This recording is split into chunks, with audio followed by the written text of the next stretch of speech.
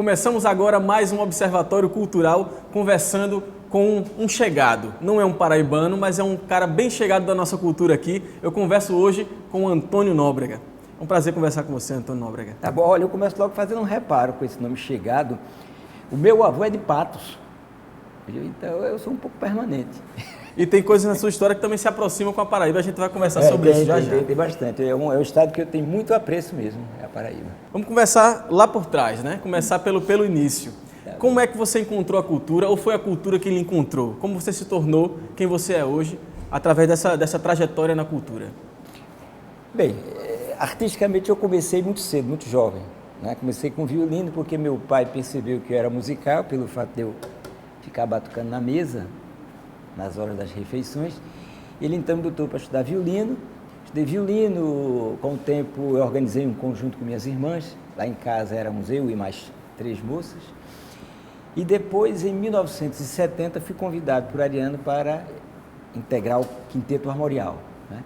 E aí a minha vida então sai um pouco do eixo de onde ela estava, que era a música clássica, erudita, né, como se diz, um pouco da música popular que a gente ouvia na rádio, com o conjunto que eu tinha com minhas irmãs. Mas aí então, eu entrando nessa nova trilha, me apercebi de um mundo cultural que até o momento me era completamente desconhecido, né? E é esse universo cultural que eu vim abraçar e dentro do qual eu vim desenvolver vários trabalhos na perspectiva da dança, da música, do teatro, da poesia e por aí vai.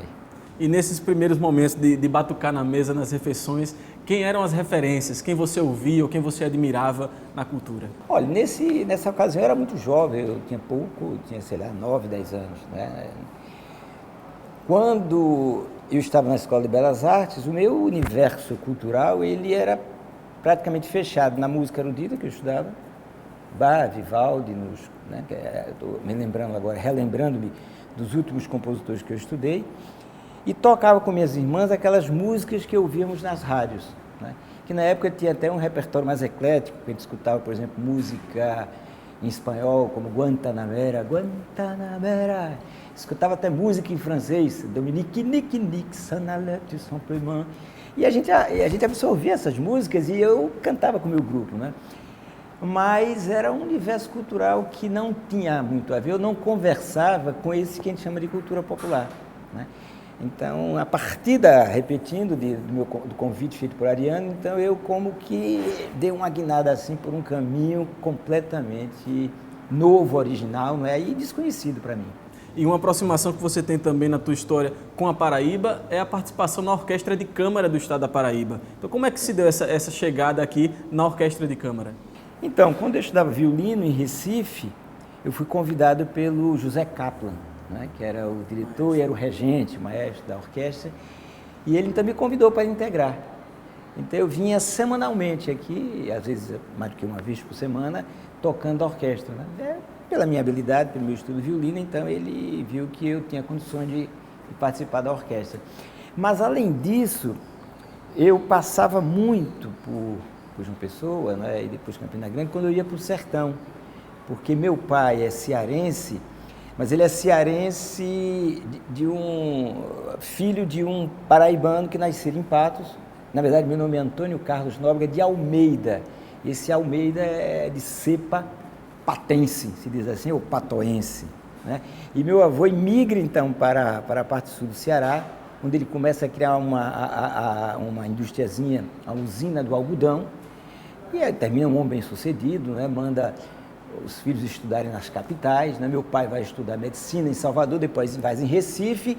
Minha mãe era filha de paulista que vai passar um período em Recife, e lá desse conluio, ai, ai, ui, ui, tá eu aqui, né? Então tudo isso, todo esse arrodeio para dizer assim que a Paraíba, então eu fazia muito esse percurso dentro da Paraíba. Me recordo uma vez que paramos em Patos, porque o carro em que nós íamos, na época em que era barro, uma poeira do cão, né? Carro não tinha ar-condicionado. Então era meu pai motorista, minha mãe e eu e 3 irmãos dentro de um Ford, tá entendendo? Nas areias das estradas do sertão, ali paraibano, e o carro quebrou lá, pertinho de Patos, então passamos um pernoite, à noite eu fui passear na praça e escutei pela primeira vez um cantador, né?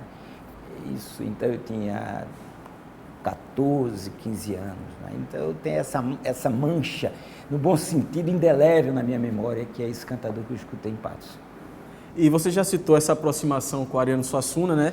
Mais um encontro com a Paraíba, mas eu queria entrar um pouco mais. Como se deu esse encontro, como se deu esse convite para integrar o Quinteto Armorial e que referência, que influência o Ariano e sua obra tem na tua obra?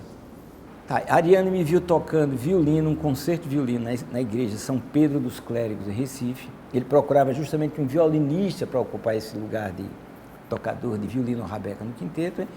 Achou então que desempenhava bem o instrumento e me convidou. Né? E me afeiçoei ao grupo, não só afetivamente, claro, mas sobretudo culturalmente. Né? A proposta do movimento armorial, ou seja, no sentido maior de olharmos para o universo da cultura popular, né? Para o material simbólico, como eu gosto de dizer, os cantos, as danças, etc. Então isso me pegou de um jeito que eu não pude mais abrir mão. E a obra de Ariano, ela tem assim um papel muito grande, né? Principalmente o seu romance A Pedra do Reino, muito particularmente também a sua poesia e muito das nossas conversas. Né? Eu tenho algumas músicas também feitas com Ariano, tem alguns romances no sentido de gênero, que eu musiquei da obra A Pedra do Reino de Ariano, e de maneira que a presença do Ariano, ela acompanhou toda a minha trajetória. Era uma pessoa com a qual eu conversava muito, né? Trocava ideias. Então foi sem dúvida marcante, fundamental mesmo, né?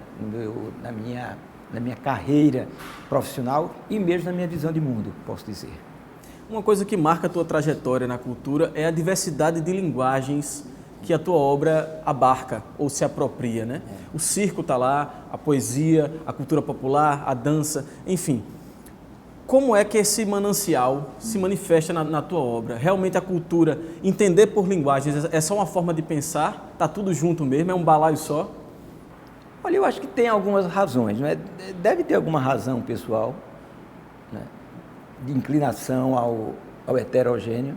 Eu estava conversando, quando foi antes, em São Paulo, com um senhor que compreendia muito de astrologia, e ele então, na ocasião, ele me pediu para eu falar dos astros que comandavam a minha vida. Eu sou um taurino com ascendente em Gêmeos. Ele disse: está explicado, você é uma pessoa que tem uma necessidade de criar, de botar a mão aqui na arte continuamente. Né? Então, isso vai ver que, pessoalmente, eu já tenho uma certa propensão a não ficar só no regime de qualquer coisa, né? Se bem que eu sou casado com uma mulher há 35 anos, né? Então, se for levar o pé da letra disso aqui, eu era para estar já casado várias vezes. Mas, pois bem, existe outra coisa que foi o fascínio que essa cultura me deu, né? E dentro dela eu não encontrei as coisas solitariamente, ou melhor, independentes. Por exemplo, eu me afeiçoei muito ao espírito dos espetáculos populares, por exemplo, o cavalo marinho. Né? E quando você frequenta um cavalo marinho, você tem a oportunidade de se experimentar como dançarino, como tocador de rabeca, da percussão, como ator. Né? Então, se você tem essa vocação meia de camelô, meia dispersa, meia desordenada, eu acho que esse universo se plasma muito bem, se decanta muito bem em você. O meu lunário perpétuo é meu livro precioso, minha cartilha primeira, minha bíblia de Trancoso. João Grilo, Chicó, Balazar, Mateus, os órfãos da terra, os filhos de Deus, heróis do maravilhoso.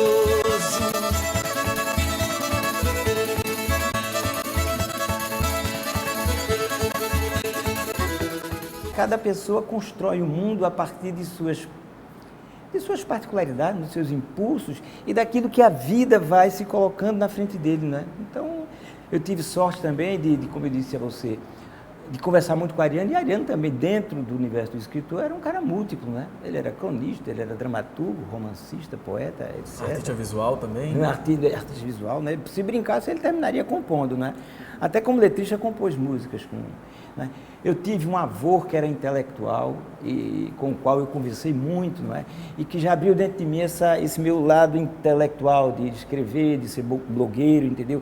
E de Hoje, por exemplo, boa parte da minha energia criadora está ligada a estudar a cultura popular, né? Até uma espécie de antropologia cultural, uma etnologia em relação a ela, de onde vem todo esse caldo que a gente se encanta com ele e que, no entanto, se observa, a gente não tem uma história cultural da cultura popular brasileira, né? A gente compreende muito bem a história da cultura europeia. A gente é capaz de saber que, por exemplo, que do canto gregoriano, um dia a gente chega à música de Stravinsky. Mas a gente não sabe, por exemplo, das toadas do Baião, de onde provieram. Como é que foi essa junção daquele ritmo com aquela melodia, né? E tudo isso tem um fio, tem uma linha, né? Então isso para mim é muito importante estudar. E aí eu estou me dedicando muito a pesquisar os escritores que têm aqueles livros fundadores. Rodrigues de Carvalho, aqui paraibano, né? Gustavo Barroso, Câmara Cascudo. Isso é tão presente na minha vida que eu só vim cedo aqui. Sabe para quê? Para hoje à tarde eu fazer uma visita ao sebo cultural aqui, né? Porque eu sou um rato de livraria e esse assunto me fascina muito. Você fica ligado com a gente, que a gente volta daqui a pouquinho com o segundo bloco do Observatório Cultural, conhecendo um pouco mais da vida e da obra de Antônio Nóbrega. Fica com a gente.